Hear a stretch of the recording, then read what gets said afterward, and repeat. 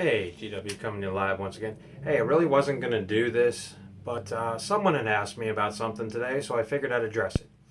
They said, Greg, you talk a lot about horror. What is a good comedy, stand-up comedy thing? Well, I got just the one for you guys. It was released August 30th, 1983, and it was the first stand-up routine by none other than Eddie Murphy.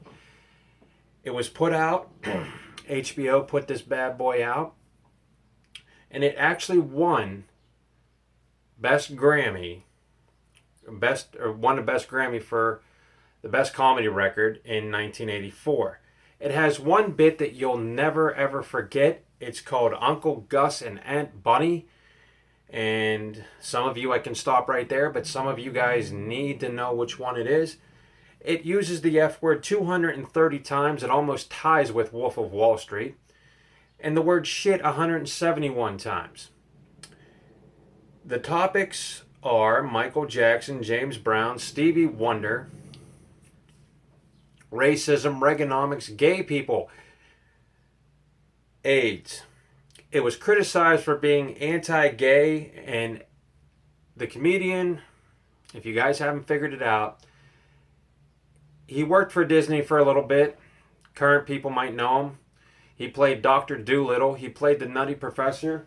And yes, I am talking about the great Eddie Murphy. This is Delirious, you guys. You guys should check this out. I have seen this movie countless times. I know every routine by heart. And the reason I'm telling you is because sometimes I want to switch it up. We'll go back to talking about horror films here in a little while, maybe this weekend. But check out the Uncle Gus and the Aunt Bunny routine. This was, like I said, Eddie Murphy's first stand-up comedian special. He did a follow-up in 1987 called Eddie Murphy Raw. You've already known the characters by seeing Delirious, so I suggest you put this out. The edition I have there is the 25th anniversary edition, and it's probably fairly cheap by today's standards, but the movie runs about 70 minutes. That's about the size of your HBO or Showtime comedy special. But this is a classic, and newer people, they might not know that Eddie Murphy, started out as a comedian. This is the one that pretty much got him Beverly Hills Cop, Trading Places, and so on and so forth. His stint on Saturday Night Live, only encouraged his fan base, and you got to see it grow. Now, when he did the Disney stuff, a lot of people were saying, hey, you've done the PG stuff, you've done the Nutty Professor, you've done,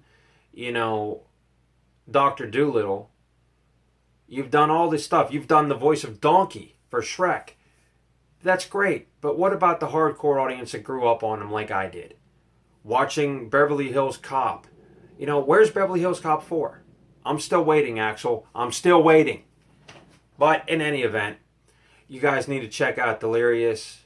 And it's 70 minutes of pure hilarity. And the energy is more powerful in that arena than sometimes you see in stand-up.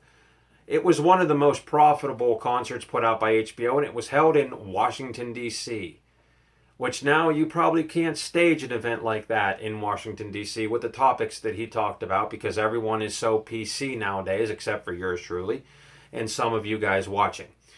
But needless to say, after the film had come out, it was criticized for being too gay. That's how much people jumped on it. Eddie Murphy then released a one-page statement saying he's sorry for all the hurt that he caused. He made fun of gay people and AIDS, and you know what? It's taken all out of context. In the first 5 minutes, he skewers the honeymooners as being gay. And the only reason that people found that offensive is because maybe there's people out there that watched Nickelodeon, saw the honeymooners back in the day, and maybe thought that they were gay. No normal person would think that, but hey, okay. So we had that joke. Then we made fun of Stevie Wonder. Okay, that's a little bit treading the line. James Brown was just funny because he did what? He made fun of him on Saturday Night Live. Everybody loved it. James Brown's Hot Tub Party. If you haven't checked that skit out, you need to check it out. Michael Jackson.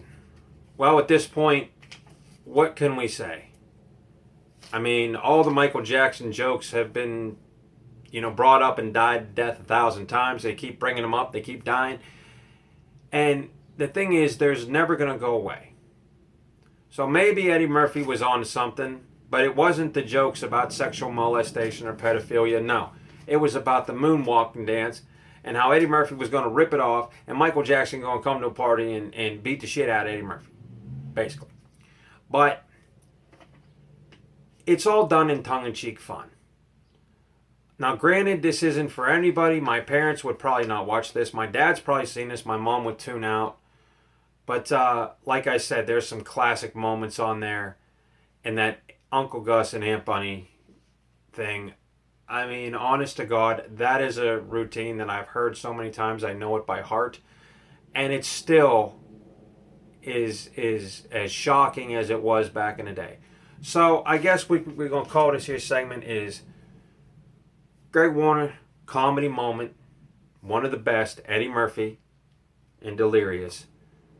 And like I said, HBO put it out. It's fairly cheap on Amazon. You guys want to check it out, check it out. But never could a film like this be done today.